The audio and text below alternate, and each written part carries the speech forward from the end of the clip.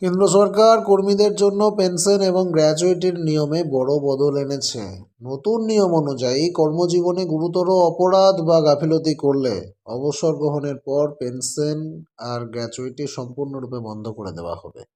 সম্প্রতি কেন্দ্রীয় সরকার কেন্দ্রীয় সিভিল সার্ভিস পেনশন নিয়ম 2021-এর 8 নম্বর নিয়মে পরিবর্তন করেছে।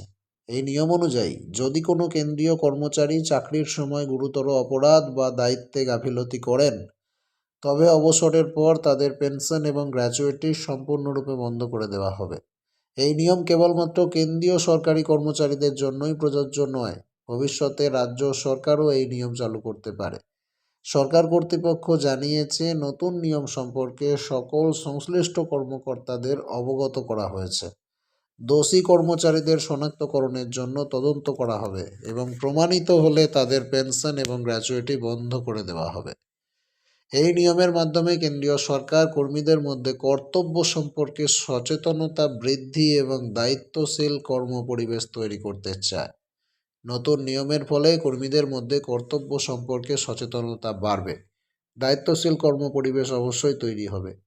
এছাড়াও ভবিষ্যতের ভয়ে দুর্নীতি এবং কাজে গাফিলতি অবশ্যই কমে আসবে আশা করা হচ্ছে। এতে অন্যদিকে সরকারের আর্থিক ক্ষতি তো রোধ হবেই, সমাজেরও উন্নতি হবে।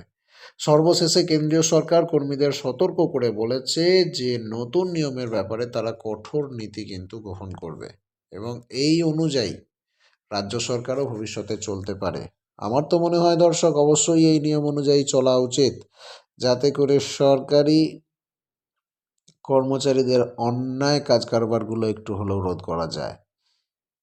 বন্ধ করে দেওয়া উচিত এই সমস্ত অসভ্য লোকেদের পেনশন। আপনি কি বলেন? আপনার মতামত কমেন্ট করে জানান। পরবর্তী আপডেট পেতে নজর রাখুন স্মার্ট দুনিয়ায়।